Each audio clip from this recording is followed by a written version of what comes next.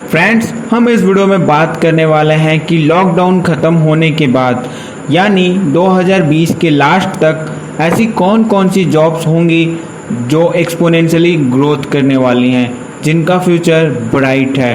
तो फ्रेंड्स, अगर आप इन जॉब्स के बारे में जान लेते हो और आप इन फील्ड्स में अपना कैरियर बनाते हो तो डेफिनेटली आपको सक्सेस दोगुनी मिलेगी, क्योंकि आपको पता है कि लॉकडाउन के बाद जॉब मिलना बहुत ही मुश्किल काम है। तो फ्रेंड्स, मैं इस वीडियो में 10 ऐसे जॉब्स गिनाऊंगा आपको जिसमें जाके आप अपना फ्यूचर संवार सकते हो। तो फ्रेंड्स, ये जो वीडियो है वो एक प्रकार से सिर्फ यानी कि मेन फोकस यहाँ पे रहेगा वो प्राइवेट कंपनीज़ की तरफ रहेगा। तो फ्रेंड्स, मैं बात करूँगा इसमें प्राइवेट कंपनीज़ के बारे में। तो प्राइवेट कंपनीज़ के जो पोस्ट होते हैं, मैं उन पोस्ट के बारे में बात करने वाला हूँ। तो फ्रेंड्स, जो सबसे पहला रिक्वायरमेंट है किसी भी प्राइवेट कंपनी का, वो है digital marketer. Digital marketer friends, digital marketer वो होता है जो किसी मार्केट यानी बिजनेस को डिजिटली एक्सपेंड करता है। डिजिटली एक्सपेंड करने का मतलब कि बिजनेस को एक्सप्लोर कर रहा हो डिजिटल यानी इंटरनेट की हेल्प से। किसी भी डिजिटल मार्केटर का काम प्रोडक्ट्स को इंटरनेट या डिजिटली प्रमोट करना है, जैसे कि मोबाइल पे प्रमोट किया जा सके, फ़ोन पे, मोबाइल पे, टीवी पे। तो ये सारे प्लेटफॉर्म्स हैं, ये डिजिटल हैं, ऑनलाइन हैं, इंटरनेट के थ्रू जुड़े हुए हैं। डिजिटल मार्केटर का काम ज़्यादा से ज़्यादा कस्टमर्स को लाना होता है। जैसे कोई वेबसाइट है और उसकी एसईओ करके वहाँ पे जो ट्रैफिक है उसको बढ़ाया जा सकता है। तो यहाँ पे जो वेबसाइट की ट्रैफिक इंक्रीज़ हो रही है, जो बढ़ रही है, वो एसईओ करके बढ़ रही है। और ये एसईओ जो किया जा रहा है वो एक डिजिटल मार्केटर करेगा। तो फ्रेंड्स, ये जो एसईओ का काम है वो डिजिटल मार्केटर है, पर ज़रूरी नहीं कि हर बार डिजिटल मार्केटर एसईओ का ही काम करे। वो चाहे तो अपना कैरियर सोशल मीडिया मार्केटिंग में ले जा सकता है, कंटेंट मार्केटिंग में ले जा सकता है, ईमेल मार्केटिंग में ले जा सकता है। तो फ्रेंड्स, ये कुछ एग्जांपल्स थे डिजिटल मार्केटर के। फ्रेंड्स, पढ़ते हैं अपने सेकंड जॉब की तरफ, और जो अपना सेकंड जॉब है प्राइवेट सेक्टर में वो है आईटी सपोर्ट और हेल्प डेस्क। आईटी सपोर्ट और हेल्प डेस्क। फ्रेंड्स, आप एक बात सोचो कि अगर कोई कंपनी है और वहाँ पे डिजिटल मार्केटिंग हो रही है, तो सिंपल सी बात है कि वहाँ पे कंप्यूटर्स, लैपटॉप्स होंगे और उसमें किसी भी प्रकार की प्रॉब्लम होती है, जैसे कि इंस्टॉलिंग करने में, कंप्यूटर को अपडेट करने में, या फिर तो ये सारी प्रॉब्लम्स जो हैं वो एक काम करता है आईटी सपोर्ट, यानी इसको सॉर्ट आउट करता है आईटी सपोर्ट का जो पर्सन होता है वो। आईटी सपोर्ट या हेल्प डेस्क का जो जॉब है उसमें ये होता है कि आप प्रिंटर्स और स्कैनर्स है उसको आपको ये कनेक्शन आने चाहिए। आप कंप्यूटर हार्डवेयर, सॉफ्टवेयर, फिर सिस्टम्स, नेटवर्क्स, तो इन सारी चीज़ों को भी मेंटेन करना आना चाहिए। तो फ्रेंड्स, ये अपना सेकंड जॉब हो गया आईटी सपोर्ट और हेल्प डेस्क का। तो अब हम बात करते हैं अपने थर्ड जॉब की, जो है ग्राफिक डिज़ाइनर की। फ्रेंड्स, ग्राफिक डिज़ाइनर एक ऐसी पोस्ट है जिसमें आपको एक बहुत ही ज़्यादा सम्मानजनक वैल्यू मिलेगी। फ्रेंड्स, यहाँ पे आपसे एक सिंपल सा क्वेश्चन है कि कोई भी कंपनी अगर अपने आप को प्रमोट करना चाहती है, अपने आप को कस्टमर्स के बीच अपना ब्रांड बनाना चाहती है, अपनी वैल्यू बनाना चाहती है, तो वो ऐसा कैसे कर सकती है? तो फ्रेंड्स, इसका सिंपल सा आंसर होगा थ्रू एडवर्टाइजमेंट।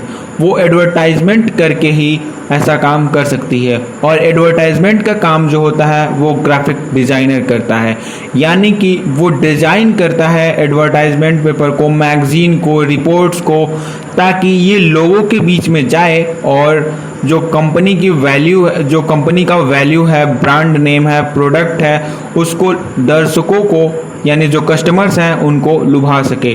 तो यहाँ पे ग्राफिक डिजाइनिंग का काम लोगों को आकर्षित करना है थ्रू एडवर्टाइजमेंट्स। तो फ्रेंड्स, ये अपनी थर्ड जॉब है। अब हम बढ़ते हैं अपने फोर्थ जॉब की तरफ, जो कि किसी भी प्राइवेट सेक्टर में सबसे ज़्यादा इम्पोर्टेंट होता है, और वो है financial analyst. Financial analyst friends, कोई भी ऐसी आपको कंपनी नहीं मिलेगी जहां पे कोई एक फाइनेंशियल एनालिस्ट ना हो। फाइनेंशियल एनालिस्ट का काम क्या होता है और फाइनेंशियल एनालिस्ट ज़रूरी क्यों है, हम इसके बारे में बात करते हैं। तो फ्रेंड्स, फाइनेंशियल एनालिस्ट का जो काम होता है वो बैंक से रिलेटेड जितने काम होते हैं, लोन की रिक्वायरमेंट है या नहीं है, फिर जो कहीं भी उसके बिजनेस को ग्रोथ करने का ऑप्शन है, जैसे शेयर मार्केट में रेट लगाना या फिर कहीं पे स्टॉक को बेचना या खरीदना, ये सारा काम जो है वो फाइनेंशियल एनालिस्ट करता है। फाइनेंशियल एनालिस्ट, जैसा कि नाम से ही क्लियर है कि ये मनी जो है रुपयों पे कंट्रोल रखता है, यानी कि जो कुछ भी मनी वैल्यू आती है उसको एनालाइज करता है कि हमने कितना प्रोडक्ट में इन्वेस्टमेंट किया, कितना हमें रिटर्न मिला। ये सारा जो काम है वो फाइनेंशियल एनालिस्ट का काम होता है। तो फ्रेंड्स, इन सारे अगर कोर्सेज को आप पढ़ते हो, अगर आप इनमें अपना कैरियर बनाते हो, तो डेफिनेटली आपका कैरियर ब्राइट होने वाला है।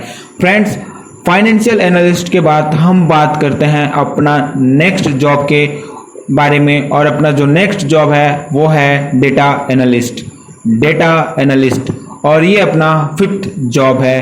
फिफ्थ जॉब है data analyst.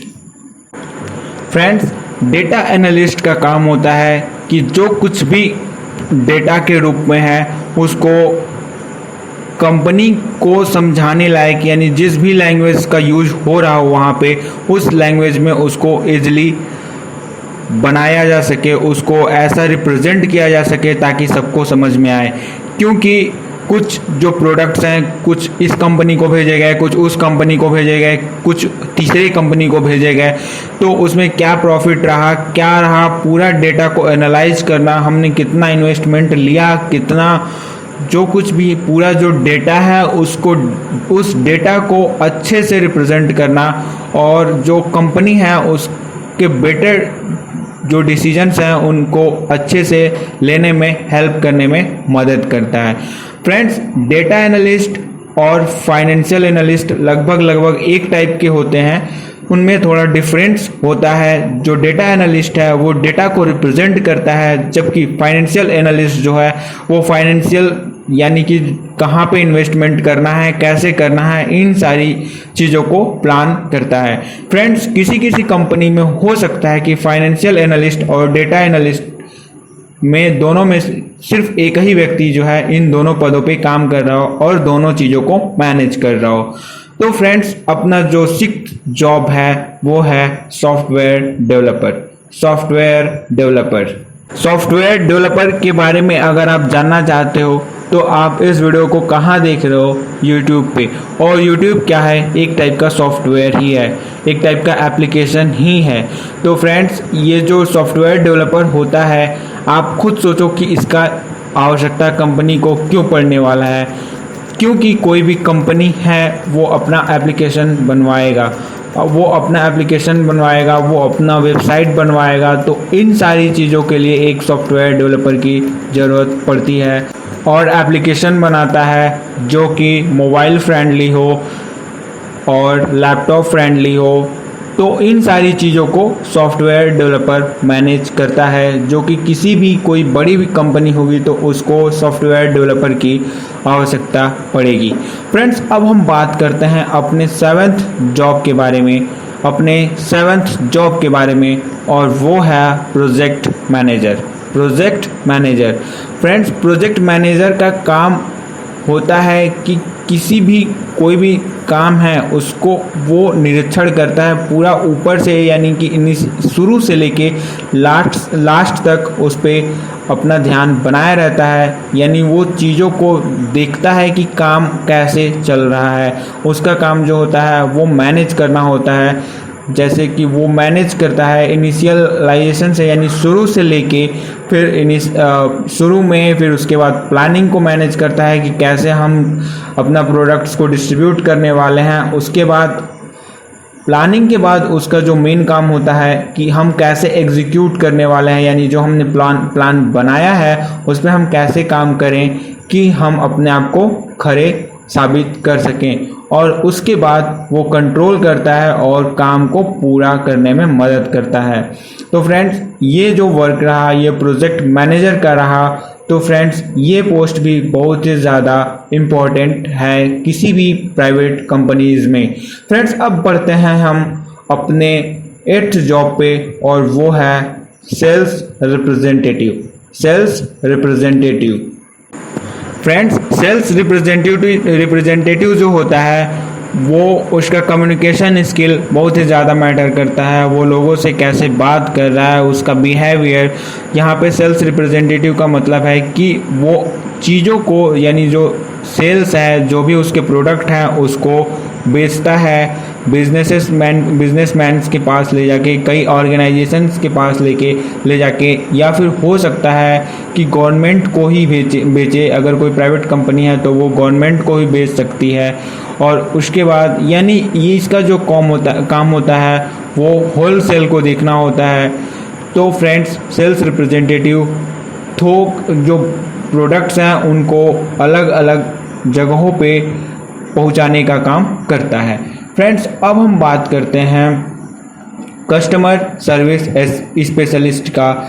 Customer service specialist यानी अपने 9th जॉब के बारे में। फ्रेंड्स, कस्टमर सर्विस स्पेशलिस्ट की जो रिस्पॉन्सिबिलिटीज़ होती है, तो जो कस्टमर्स के द्वारा जो कुछ भी क्वेरी आ रही है, जैसे कि उनको प्रॉब्लम्स जो कुछ भी हो रहा है, जो कुछ भी उनके प्रोडक्ट्स के रिगार्डिंग कंप्लेन है, वो कस्टमर सर्विस स्पेशलिस्ट मैनेज करता है।